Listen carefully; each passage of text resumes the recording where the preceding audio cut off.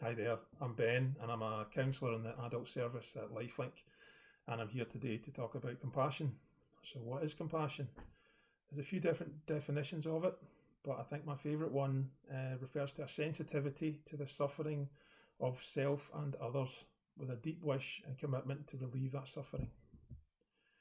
Developing compassion can be a useful way of bringing a helpful balance to our emotions that increases our overall sense of well-being.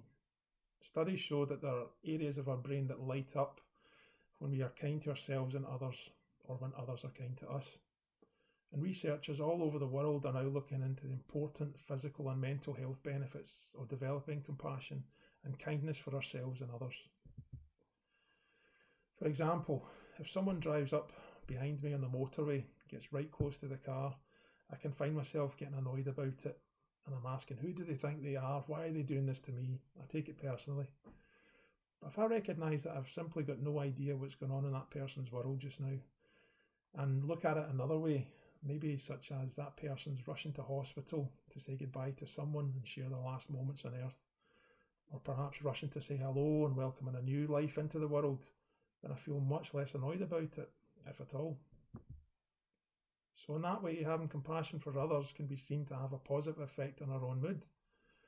If someone does something that upsets us, then we can recognise there's maybe stuff going on in their lives that we don't know about, and that they're just doing the best that they can in their present situation. And that's why they're doing what they're doing.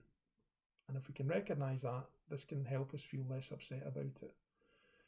We might never know if they're simply doing the best they can, but it can make our lives feel better if we assume that they are. So ask yourself, are they doing the best they can? And if you don't know, then would you think your life would be better if you thought that they were? So showing compassion for others can help have a positive effect on our own mood. But sometimes it may feel easier to show other people compassion than it is to show ourselves.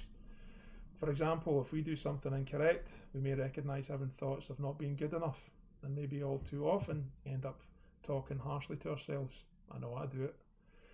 But this self-criticism and even self-shaming in some ways is an attempt just to keep ourselves safe. If I tell myself I'm not good enough, then I know I'm not good enough. And if someone else tells me that, who cares? It doesn't hurt as much because I already know. And we do it because we think it makes us try harder. But in real terms, it's not effective. And instead, it just feeds into a negative idea that we might have about ourselves and just keeps it going. So it could be argued that shame and self-criticism lie behind a wide range of mental health issues. So next time you are asking yourself some questions about how competent you are at something, or you recognise that you're beating yourself up, ask yourself what kind of language you're using with yourself when you notice one of these flaws or that you make a mistake. And when you are being highly self-critical, how do you feel inside? And what impact do you think that's going to have on you long term? Probably nothing helpful or that's healthy for you. So, what happens when we show ourselves the same compassion we show other people, and what does compassion for ourselves look like? For example, rather than say, I did this incorrectly, which means I'm not good enough, you could maybe say, you know what, I did this incorrectly this time, okay, but nobody's perfect. I can try it differently the next time. Or okay, it was incorrect, but I'm doing the best that I can just now, and I can get better at this. So it's important to be kind to ourselves and compassionate about our history, and this can really be an important part of healing. So if you're thinking about something in your past and you're beating yourself up about it, ask yourself, look, were you just doing the best that you could at the time? Self-compassion brings about a reduction in shame and self-criticism, and it has a positive effect on our own mood and even self-esteem, and so our overall sense of well-being improves. But in order for us to be compassionate with ourselves and with other people, it can mean putting some boundaries in place. So yeah, maybe someone is just doing the best that they can, which can help take the sting out of things for us. But it's been shown that people can only stay compassionate by not subjecting themselves to things we're not comfortable with. If we don't set those boundaries and we let people do things to us or around us that we're not okay with, it can lead to resentment.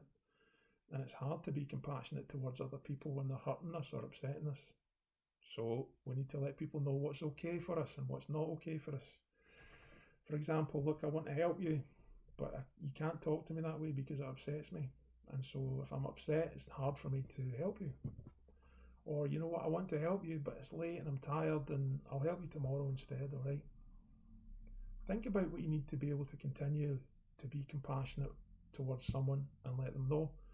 And that way you've been honest with yourself and with them, and you can continue to be compassionate and keep benefiting yourself and benefiting other people. So that's all for compassion just now. I hope you found this useful. If you want to find out more information, you can check out our website, lifelink.org.uk, where if you need help with your mental health as well, you can make an appointment, or you can give us a call on the number 0141 552 4434. I wish you all the best.